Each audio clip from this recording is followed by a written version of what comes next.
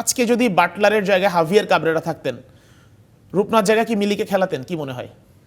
আমার মনে হয় না, আমার মনে হয় সেই রিস্কটা নিত না। আমার মনে হয় এই রিস্কটা নিত না, কারণ আমি আসলে এই কম্পেয়ারে যাব না। আপনি যদি দেখেন আমাকে, হ্যাঁ আপনি যেটা বলছেন ট্রু, আমি শুধু একটু ডিটেলস বলি। দেখেন, কাবরেরার আসলে কোনো প্লেয়িং স্টাইল নেই। আপনি যদি বলেন কাবরেরার ন্যাশনাল টিমের কোচ, সিনিয়র ন্যাশনাল টিমের কোচ ছেলেদের, তার কোনো প্লেয়িং স্টাইল নেই। বাট আপনি যদি বাটলারের বলেন, he have a very good playing style. আমরা যদি বলি যে হাই লাইন আপ খেলা, হাই প্রেসিং করা, বা মেয়েদের পাসিং যদি কোয়ালিটি দেখেন, সব কিছু মিলে সে কিন্তু দলটাকে এমন একটা জায়গা নিয়ে গেছে যে মেয়েরা কিন্তু এটার সাথে অ্যাডাপ্ট হয়ে গেছে। বাট আপনি যদি ছেলেদের ফুটবলের কথা বলেন, সে কিন্তু একটা স্কোয়াড যে রেডি করে সবসময়, এবং সেইখান থেকে কিন্তু সে বের হতে পারেন। এবং সে যেটা করে যে তার প্লেয়িং স্টাইলে আমার মনে হয় না যে এই প্লেয়িং স্টাইল দিয়ে আপনি অপোনেন্টকে কোনো কিছু করতে পারবেন। সে হয়তো সময়ের সাথে সাথে অপোনেন্টকে রিড করতে পারে না, তার গেম প্ল্যানের কোনো কিছু আসলে আমরা ম্যাচে দেখি না। আচ্ছা, আপনি বাটলারের সমালোচনা, আমরা সমালোচনা করছিলাম হাভিয়ার কাবরেরার। আমাদের কিছু সহকর্মীদের কথা বলতে চাই।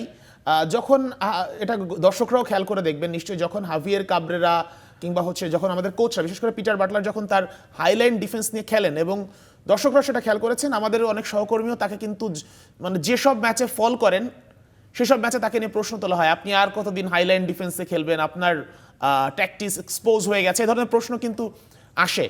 তো সেই জায়গাতে আজকে কি বলবেন যে বাটলারকে যারা এই হাইলাইন ডিফেন্সের জন্য সমালোচনা করেছে, এবং আরও যদি স্পেসিফিকভাবে বলি, আমরা ওই ম্যাচগুলোতেই সমালোচনা হয়েছে, যে ম্যাচগুলো কোনো এশিয়ান কাপের কোনো বাছাই পর্বের ম্যাচ ছিল না, যে ম্যাচগুলো আসলে কম্পিটিটিভ ম্যাচ ছিল না, যে প্র্যাকটিস ম্যাচগুলোতে কিন্তু বাটলারকে সমালোচনা করা হয়েছে গণমাধ্যম কর্মীদের কাছ থেকে তার প্র্যাকটিসের জন্য। আজকে যারা সমালোচনা করে তাদেরকে কি বলবেন? দেখেন, সমালোচনা কিন্তু সত্যি কথা আমরাও করেছি। আপনি যদি দেখেন হোম সিরিজে যখন আমরা আজারবাইজান এবং মালয়েশিয়ার সাথে খেলেছিলাম, আপনি যদি একটু রিকল করেন অ্যাগেনস্ট মালয়েশিয়ার সাথে যে আমরা গোলটা কনসিড করেছিলাম, আপনি দেখবেন সব প্লেয়ার হাইলাইন আপ করেছিল, এবং তাদের একটা প্লেয়ার মাঝখান থেকে থ্রু রান করে পিছনে আমাদের অনেক স্পেস ছিল, সেখান থেকে কিন্তু গোলটা করে। তারপর থেকে কিন্তু আসলে আমরাও সমালোচনা করি যে কেন মালয়েশিয়ার মতো স্ট্রং দল বা আজারবাইজানের মতো স্ট্রং দলের সাথে আপনি এত হাই লাইন আপ করে কেন খেলেন এবং কেন গোলগুলি কনসিড করেন। বাট গতকালকে সে যখন প্রেস কনফারেন্স করেছে, সে কিন্তু বলেছে যে আমি বিশ্ব চ্যাম্পিয়নের সাথে খেলতে গেলে কিন্তু ওই যে বাস পার্কিং করা যে ডিফেন্সিভ কৌশল, সেইটাতে আমি যাব না, এবং সেটা কিন্তু সে আজকে করে দেখিয়েছে।